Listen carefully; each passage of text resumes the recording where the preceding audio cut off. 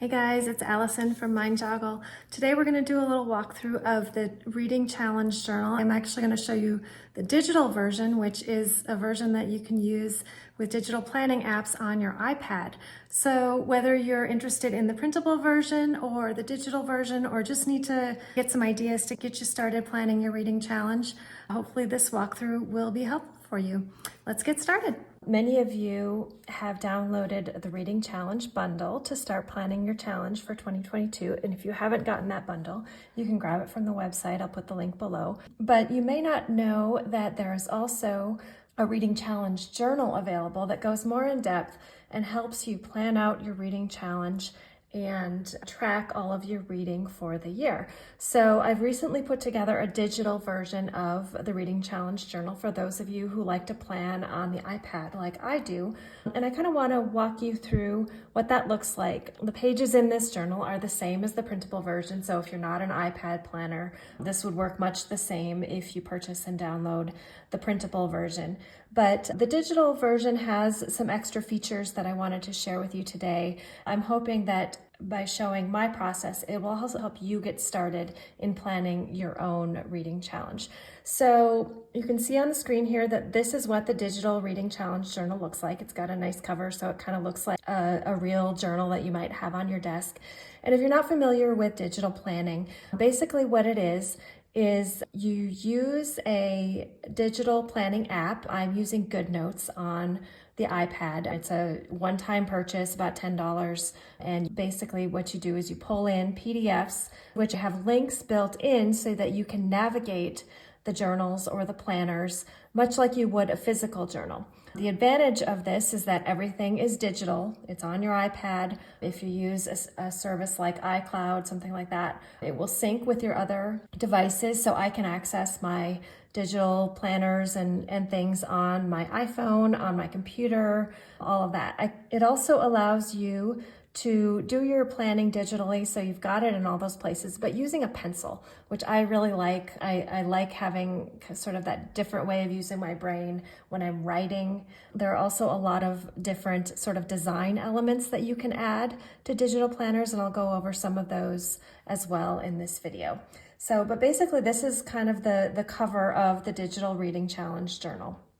There are several places that are linked in this journal. If we click here, I'm in the non-editing mode in Goodnotes. If we click here, we're just going to go to the index of the journal. So we've got a little introduction and then just a very basic index. All of these pages are linked so that you can tap on them and go to the different sections of the journal. So I'm going to start like I am planning my reading challenge, and I want to start with my brainstorm. You can see here on the page that I've already done this process. So I just want to show you what's involved in both my process and what's offered here in the journal for you if you want to plan your own reading challenge. So here I've just started thinking about what my purpose is in doing a reading challenge journal. I thought about why I want to do a reading challenge, things like I want to read books that I keep putting off, I want to enjoy reading, learn something new, fit in some challenging books that I've been putting off. And then I moved on to what I want from my reading this year. This year I want it to be a little bit more well-rounded. As a book blogger, you guys probably kind of realize that I read a lot of advanced reader copies, which means all new books that are coming out. But I have a lot of old books that are on my TBR as well, and I want to make sure that I'm fitting some of those in. I want to find some new favorites, either books or authors, read some others from my favorite authors, have some variety in my reading, and again, fit in some older books. I'm also thinking this year about my reading interests and my reading mood. For me this year, it's a little bit darker than last year. I've talked a lot on the blog about how I really needed some lighter books last year, and that was my focus. I just needed some lighter topics, lighter reading to kind of get out of the dark headspace of, everything that was going on in 2020, 2021. But I'm kind of ready to take on some more darker literary reads this year. So you can see here that I have some more brainstorming pages here, and you can use these pages kind of however you want. I've started noting down a few of the books I definitely want to get to this year, some of the authors I want to read, some of the genres I might want to fit in, some of my goals, again, reading from my shelf, reading some of my backlist book of the month books that I've had sitting around. But again, you can kind of note down whatever it is you like to read. So you can navigate the journal by swiping or scrolling.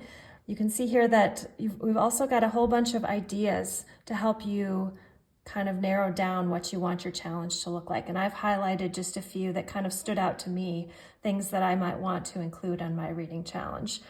I've also got a blank page where if you have other themes and other ideas, things that you want to fit into your challenge, you can note those down yourself. Just to kind of give you an idea of how the journal works when you're writing in it, you can use a pen.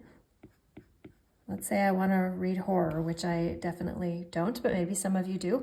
Or you can type. So I've got this font selected kind of as my default. Let's say I want to read books by women. So I can still write, but it ends up with typed text, which maybe you like if your handwriting, like mine, is not very neat. There is a bit of a learning curve sometimes when writing on the iPad. It doesn't bother me too much. This is my handwriting. It is what it is. I find that I get a little bit more comfortable the more I write. But there are times when I prefer to have my text typed out. So there are ways to do that when using these planners, which is a nice option. If you want to highlight anything, you can choose your color, choose your highlighter, and let's say I don't like that. I want it to be thicker.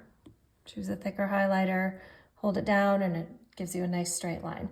So I'm not going to go too deep into digital planning, but it's sometimes nice to see in action what all of these little tools do. So I've still got some more brainstorming to do here. If you like these pages, if you want to go deeper into how you want to brainstorm your challenge, if you still need some more ideas, you can think about specific themes. Note down books under those themes if you've got a whole bunch of them. You can see that I was sort of narrowing down to my own challenge this year, which is to read more books on my shelf. So I started listing a lot of those books that I really want to get to this year. Some of my book of the month choices I noted as well. And then I kind of stopped there because I kind of knew what direction I was going with my challenge. But there's plenty here. You can duplicate these pages. It won't mess up any of the links. If you want to duplicate a page, if you need more brainstorming room, I can show you how to do that. So you can come to this little square area here. If you're on this page, you can duplicate. Let's see, you can add a page after using the current template, and it will just add another page. So we're on this page. You can see here's another one exactly like that for you.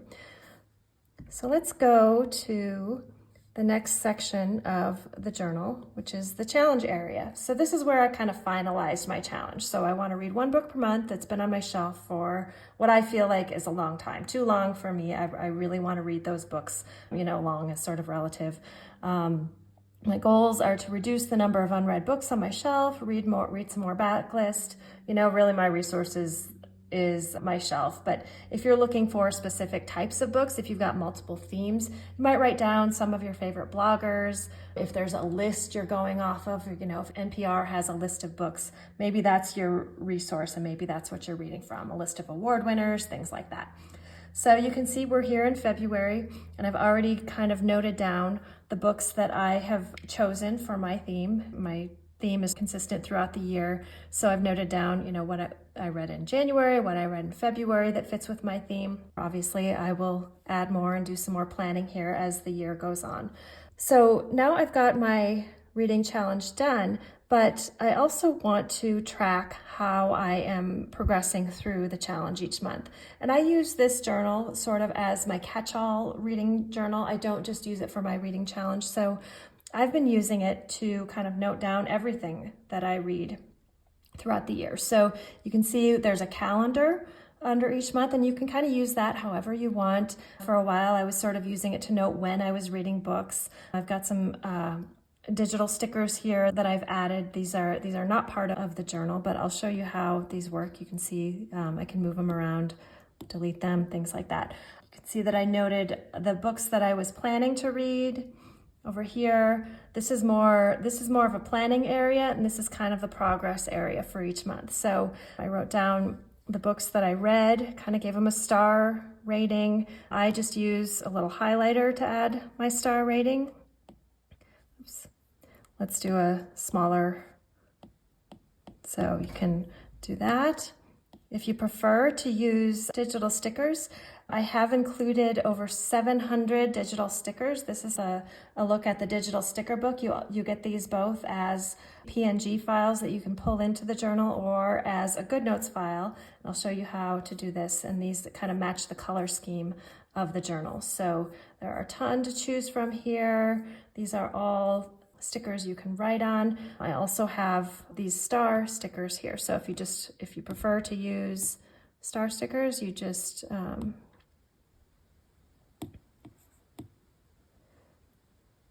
copy it, paste it over to where you want it, resize it, place it wherever you want it, and there you go. So you can see here that we've got book pages. So if you want to note, if you want to decorate, note the number of books read, number of pages read, if that's your thing, your favorite book. You can also pull in book covers if you like doing that. I'll show you how to do that. You can just do a split screen here. And I have a number of book covers just saved in my files here, obviously, because I use them on the blog. So I will grab one of the ones that I use. If you don't have any book covers, you can just, go to Goodreads, something like that, and download them into your own files. I'll pull in one of these books that I read here. So I read Finley Donovan. Just drag it right over. You can resize it, place it on your page wherever you want. If you want to move it around, just click Edit, move it around. You can put it on your calendar. So these are some of the ways that I use digital stickers. Digital stickers are really just PNG files. Anything could be a digital sticker. As you can see, these books are not technically digital stickers that I've offered you with the journal, but let's see, let's go back to full screen mode here. The other way to use, now that we're talking about digital stickers, to use these digital stickers, if you don't like them in a separate sticker book, which is how I tend to use them, let's say you like this sticker and you use it all the time, you can add it to what's called an element. So let's just add it to a new collection. We'll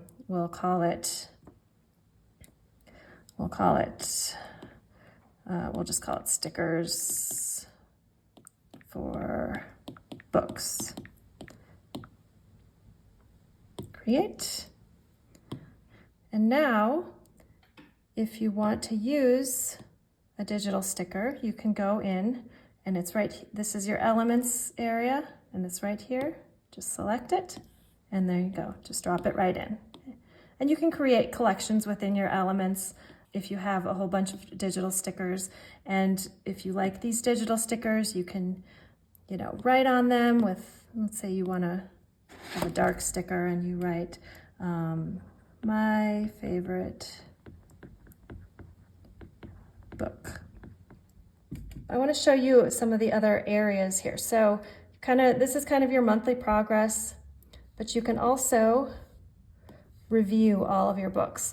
So I've got all of the books that I've been reading so far this year, and this little index here is actually linked. So if I want to go to my review of Finley Donovan Knocks 'Em Dead, you can see that I've kind of made some notes here. I've pulled in a digital sticker and noted that it's an arc. Again, I can grab that cover if I want to add that to my review. And do that again. Go back to full screen. And I can just kind of put the cover wherever I want it to. So this index is really nice because you can keep a full list of all of the books that you read, but then you can jump to any of the pages for the review. So you can see I've got several here with some other stickers, and you can pull in as many stickers as you want. to kind of decorate up the pages. A lot of people who are into digital planning like to decorate and spend time making their pages look really nice. You can see that mine is a little bit more functional, but there are times when I do spend a little bit of time decorating. Also in the planner is a TBR list. You can add a list of the books that you want to read. We've also got a notes section. So these are just some extra pages you can use if you want more room for writing your book reviews, planning your journal, or planning your challenge. You can pull these pages kind of in wherever you want throughout the journal. This last tab is some bookshelf pages. So if you like to kind of note all the books that you're reading on these little bookshelf pages, that's really easy to do. There's a couple pages worth, and again, you can kind of add them wherever you'd like in the journal. It's just a great way to plan your reading challenge, keep track of your reading, and get familiar with digital planning too. If you're not already using digital planners, you'll get a lot of stickers, you'll get the journal, and it's a great way to keep track of things without all the paper shuffle. So I hope that helps, whether you're planning your own reading challenge using printables or just on your own. So let me know if you have any questions, and I will talk to you later.